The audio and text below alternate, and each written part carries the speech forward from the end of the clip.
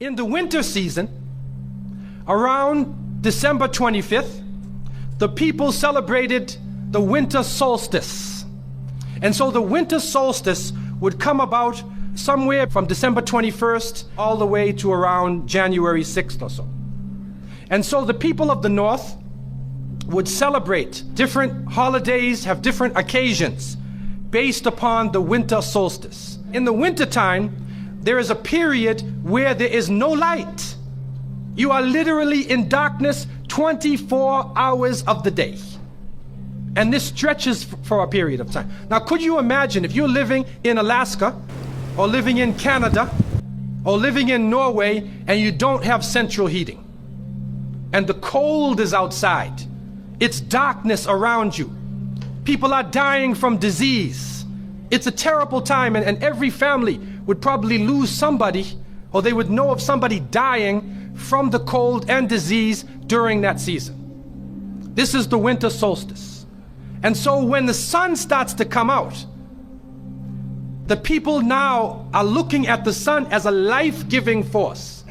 And so during that time, a number of ceremonies were held in northern countries.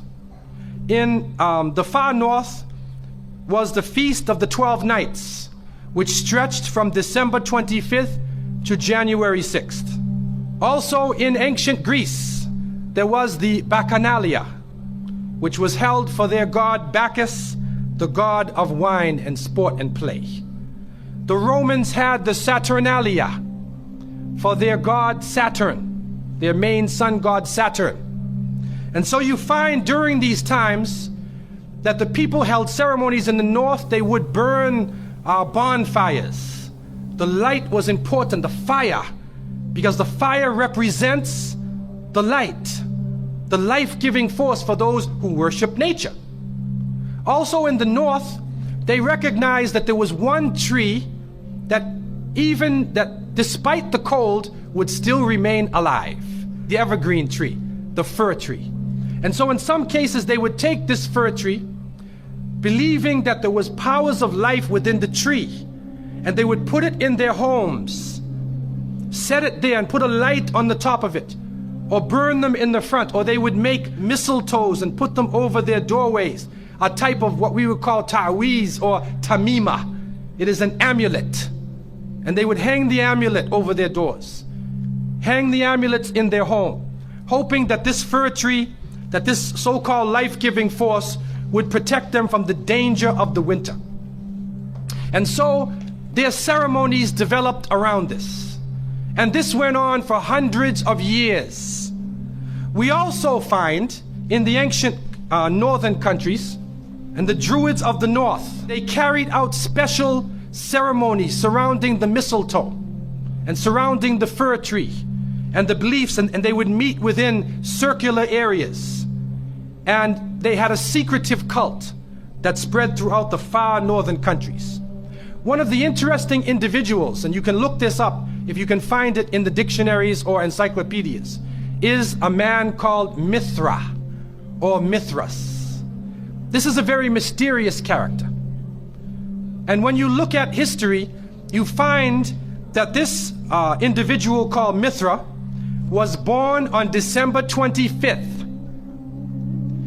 His day of the week was the 7th day of the week, that we still call Sunday.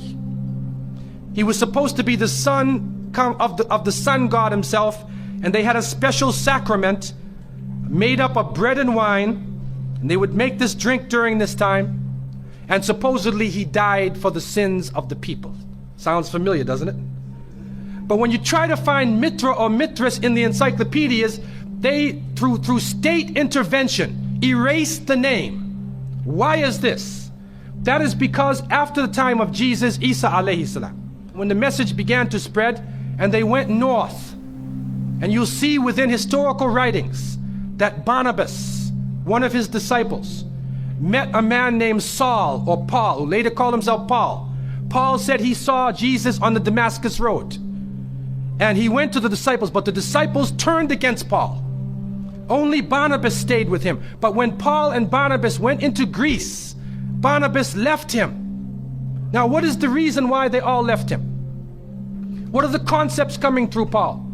Many people say, well, they left him because he was Saul before and he used to torture the early followers of Isa alayhi salam. But also you can see, and if you look at present day Christianity, that most of the concepts of the Trinity, of the blood sacrifice, the original sin, and most of the concepts which relate to more than one God are coming through Paul. The preachers are quoting Paul sometime more than Jesus during their sermons. And so Barnabas left Paul. And somewhere in the early days, in Rome or Greece, somewhere in that area, those missionaries who were teaching the teachings of Jesus, Isa alayhi salam, met with this force coming from the north. And so you will see in ancient Roman history that in some cases the Roman emperor would go out to the Colosseum and the gladiators would be fighting each other and everybody's cheering for the gladiators. Sounds like one of our football games. They would go to the Colosseum, right? And the gladiators would fight. And then if one of the gladiators was down, and they would look at the emperor, should I kill him or not? And if he wanted to kill him, he would say, he would go like that, right? You know, that sign down. If he said keep him alive, he goes like this. You know how we use it today? Yes. Okay? He gives that sign. Okay?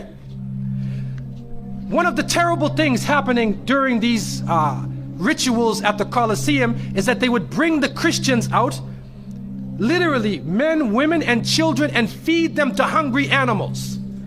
They would take a hyena or a wolf or a lion and get it hungry and crazy and beat it and throw raw meat at it and then send it out on the people, and they would literally cheer and watch as the animal ripped the bodies apart.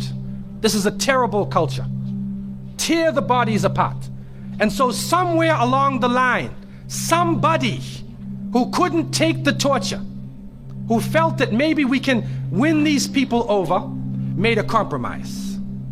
And you start to see changes going on from the early part of the Christian era in Southern Europe, where the major ceremonies held by the nature worshiping people are combined with Christian names and Christian ceremonies, and therefore what comes forth to us is a mixture with the two streams coming together, where you get a monotheistic name or a monotheistic character with a pagan ceremony.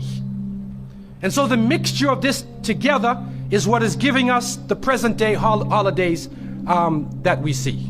Number one, we understand that Isa alayhi salam, according to the different reports of the different scholars in many religions, he was not born in the cold weather. History shows us that he was born during the warm weather. Even in the Christian traditions, they have the belief that the shepherds were tending their flocks outside. And in Palestine, you cannot keep your flocks outside. In the wintertime, in the evening, you bring them in because it's cool at night. And so it was the warm weather. It was also the time of the taxes in the north.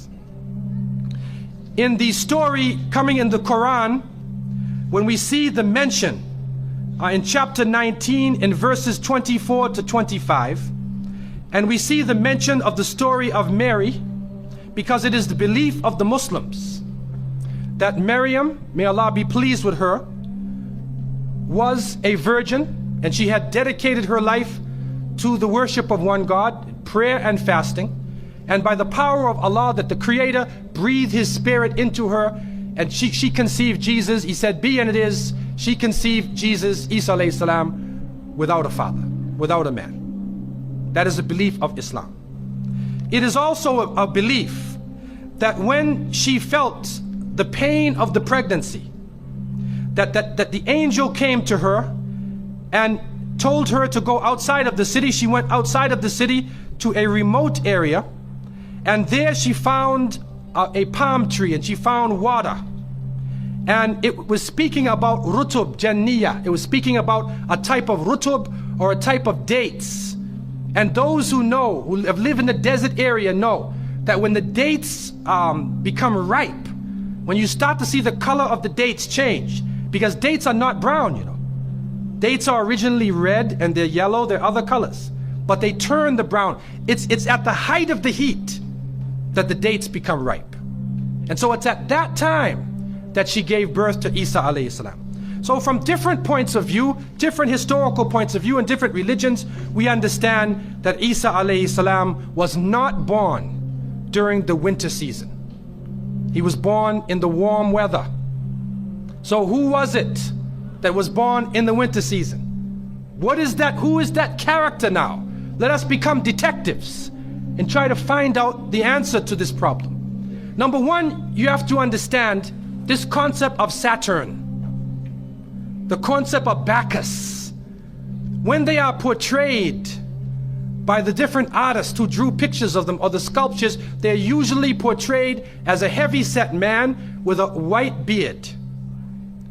And when in the Sistine Chapel, Michelangelo drew his picture, you could see the long flowing beard, and there are actually pictures of this man on a sled being drawn by snakes with wings. Snakes with wings. Snakes do not normally fly. But in this case, the snakes have wings, and the heavy-set man is on his sled being drawn by these flying animals. Sound familiar to you now, doesn't it? He's being drawn by the flying animals. He's performing miracles. He's coming out on December 25th, which is not the birthday of Isa alayhi salam, has nothing to do with Christianity. It is the time of the Bacchanalia and the Saturnalia, and he is representing riotous fun, drunken revelry. And so what happens on Christmas, the Christmas season, especially in America, people today are not even thinking about Isa alayhi salam. They're not even thinking about Jesus. They're looking how they can get drunk. On Christmas, what is going on? In the Caribbean and many parts, if they offer you a Christmas pudding or Christmas pie or Christmas drink, watch out. Because it's probably laced with rum or wine. That's the spirit of the season. Now, this riotous occasion that was going on went so far that the Christian church banned it. And the Church of England, according to historical sources, actually banned it all the way to 1647. It was prohibited in England to celebrate Christmas because they saw Christmas as being a pagan holiday. This is an official position taken by the Christian church, the Church of England, who were known at that time as Puritans. What happened was an individual was superimposed. A name was superimposed. We hear about the name of Saint Nicholas. Saint Nicholas. Now, Saint Nicholas himself is actually coming from the ancient writings of Beowulf. And in these writings, which are done in the Scandinavian region, we find the name Nick or Nickel or Nicker. He was known as a demon, the demon of the north. He was known as the evil spirit of the north, the name of Odin, the evil principle. And so in Germany and in many of the northern countries, the people actually looked upon this so-called Saint Nick as being an evil force, and they would tell their children in the wintertime, don't go outside, because if you do, Nicholas will come along, Nickel will come along, he'll capture you, put you in his bag, and take you away. And so they used it as a negative concept. In Isaiah, in what is left of the Bible, in chapter 4, in 14:13, the devil is known as the prince of darkness. And it is an understanding that his throne, the seat of his power, is in the north. Somewhere in the north is the seat of power of this evil. And so the Germans also, when they depicted this Nicholas, or this Pelsnickel, as they would say, Pelsnickel in German, it means a furry devil. When they depicted him, they depicted him as a man with red fur. He had red fur coat, and his base was in the north, and he was the essence of evil. And the Church of England till 1647 took the position that this celebration could not go on. So what we are actually seeing is that the Christmas occasion was actually the time of evil. It was the time of the belief in the Saturnalia and the Bacchanalia. And because of this, they shifted the occasion to New Year's Eve. They shifted all of their feelings and their merriment and their evil to New Year's Eve. Now, before we go to that, looking back at Christmas, what is happening now in Christmas season? I don't know what goes on in Miami, but in the northern cities, on Christmas occasion, they put lights around and Santa Claus parades. Do you have a Santa Claus parade here? They have Santa Claus parades, and St. Nicholas is outside and he's in the streets and everybody's talking about St. Nicholas, and the poor children are taught that St. Nicholas is going to come down your chimney. Most people don't have chimneys in Miami anyway, but a 350-pound man is going to come down your chimney and bring you presents and keep his clothes white and red, and go to all of the homes in the area and put presents in your stockings and put presents under your tree, and then fly back out into space. And the poor father who sweat and toiled all year to get you the presents gets no credit for the present given to the child. St. Nicholas comes down the chimney, gives you this present, flies off into the night. And many of us were raised thinking, believing in this. Some of us would sneak into the night and look and see our father putting the present under the tree. We knew what he was doing anyway. But you went along with it, and the people say, well, you know, it's Christmas. Don't you like to have fun? You want to stop the children from having fun? What kind of people are you?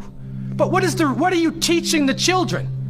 You are using the name of Jesus, using the name of Isa alayhi salam, and you are using a figure who historically is the devil. The devil himself, wal-iyadhu billah.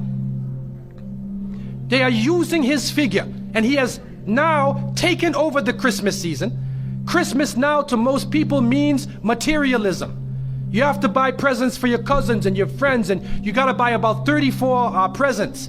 And you find that most American people are in debt for 6 months after Christmas. Now, where is Jesus? You get drunk, you fight, you lose all your money, the stores raise their prices. Isa alayhi salam is described as a very humble person. Most of the time he didn't wear shoes, only 1 or 2 changes of clothing. A very simple person, eating very simple food, fasting most of the time. You see what is going on? There are 2 streams now, a stream of polytheism, a stream of monotheism, and now the polytheism, the materialism, is overtaking the monotheism and standing in the way and taking over our society. And some foolish Muslims coming along from outside of in their country say, well, I just want to be an American. I want a tree too.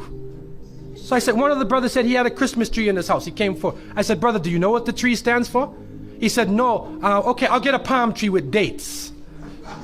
I'll make it halal, a halal Christmas tree. But brother, you have to understand what it means. You have to understand what it means. Number one, the Prophet ﷺ, when he talked about ar-ruqya, wa tama'im, wa tiwala, he said all of these things are shirk. That if you hang amulets thinking that this ta'weez or this amulet is going to protect you from something, then you are actually giving power to the creation of Allah and taking it away from the Creator.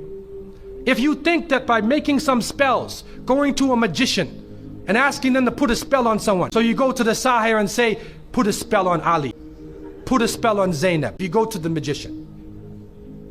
And so the Prophet, peace be upon him, named all of these things, the superstitions, the amulets, all of these type of things are the other stream which goes away from monotheism, from the belief in one God, and takes you into another religion.